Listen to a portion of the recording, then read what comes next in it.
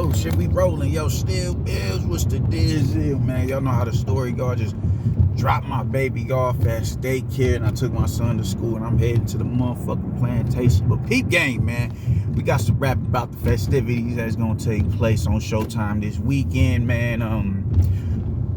Between Clayton and Jerron Boots in this, man. I think this right here is gonna be a fight that really is a litmus test of where Jerron Ennis is gonna, his potential, like whether or not he is who we thought he was, or if he's really who they're saying he is. Because who I think he is an incredible talent that's on the come up. You dig? Who still has room to grow. Just that just comes with the nature of whatever it is that you do, man. You could be great going into whatever. LeBron was great going into the league, but he still needed to be groomed. It just godlike athleticism, not the best jump shot, not the best free throw shooter. All of that shit came with, really honing your craft. And it's the same thing with Jerron Boots Ennis. I mean, they're already comparing him to Roy Jones Jr. as far as athleticism is concerned. But it's a lot of people that already feel like he could beat a Terrence Crawford or Earl Spence because of who he's, how easily he's handled the competition that he's been in front of. So I just, before I make that assertion, I want to make sure that he is who it is that we saying he is. And I think this is the perfect fight to tell the story of Jerron Ennis in the now. You start with Clayton, man. He's actually a good counter puncher, man. Good counter puncher, good counter left, really good counter left. Real tight guard, real good defense, man. Good upper body movement. Really good sense of distancing, man. He's I wouldn't say a big puncher like that. I wouldn't say. I haven't followed him too much. I only heard of him, what was that, last year when he fought Lipinets, and I meant to watch that fight last night, and I couldn't. I got caught up while me and my wife was running back through Game of Thrones before House of Dragons come out, so we can get caught back up with everything that went on or whatever, man. So just refreshing our memory, man. So I wasn't able to watch him, but I did go watch his fight with DeMarcus Corley, and of course that was 3 years ago. I really wanted to see him and Sergey. I really wanted to see that fight because that's their common opponent. But I know they went the distance, and just what I seen from him, man, real good, good defense, good lateral movement, man, good counter punching, man. 5'9", they got good, good size for the division. He's not, he's not no small welterweight, man. Broad shoulders, he's cut up. Nice size dude, especially considering the division that he's fighting in, man. Brolic dude. I don't think he's gonna be able to just get pushed and deboed around the ring as easily as he's been doing, like as easily as he did Sergey Lipinets. Talking about Jerron Boots Ennis, undefeated, Olympian dude has he's a seasoned boxer. He's seasoned, man, and I think we in for a thrill this weekend. But what I've seen from Ennis, I think Ennis is just gonna be a little too much. I think the switch hitting, just the athleticism, the speed. Ennis is the total package, man.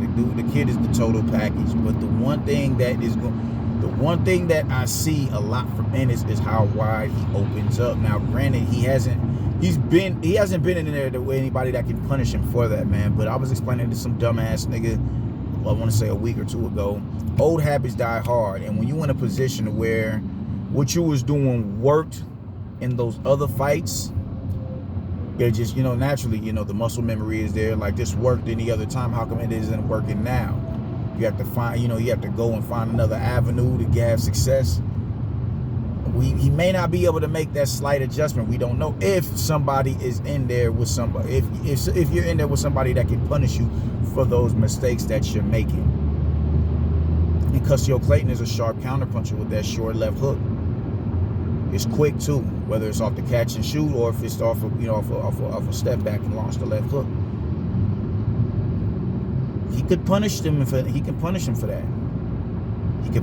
that. He definitely could, man. But we just gotta wait and see, man. But I think I'm definitely going with Jaron Ennis this weekend. But this is, I think, Jaron Ennis, I think, will be pushed this weekend as far as somebody at his level can be pushed. You dig? You know how, everybody jump out the window on the fighter. When a fighter doesn't just, steamroll an opponent, they're gonna, oh man, he got exposed. I think this is gonna be one of those fights where they say Jaron Ennis got exposed.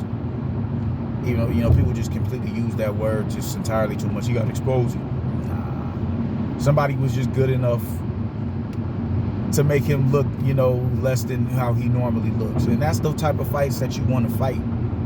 Those are the type of fights that you want to fight. So I do think Jaron Ennis is going to be pushed this Saturday.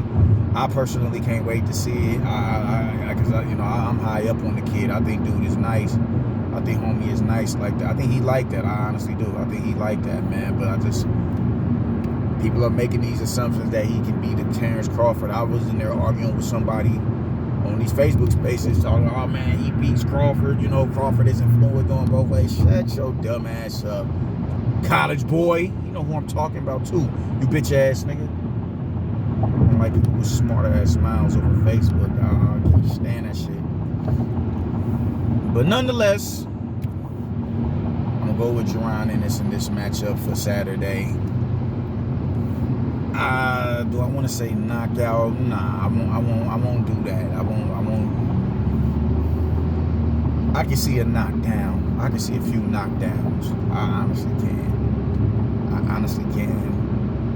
So I can see a few knockdowns. I can see Jaron Ennis getting a knockdown. I don't think he's gonna look as bad as Montana Love looked this past Saturday before a Canelo undercard. I don't think he's gonna look that bad, but there is gonna be pockets in the fight where I think that he's gonna really have to pull himself together and be like, I can't do that no more, because every time I do it, he clips me for it.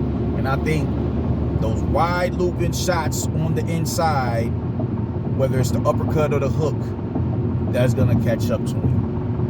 That's going to catch up to him. Because Clayton he's a sharp counterpuncher. He's a sharp counterpuncher.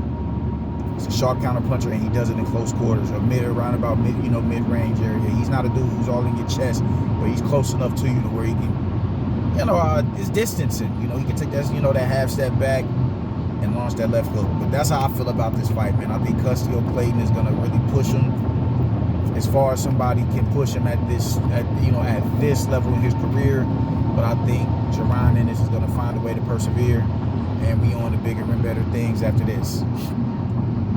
So, yeah, that's how I'm feeling about it, man. Can't wait for the fight.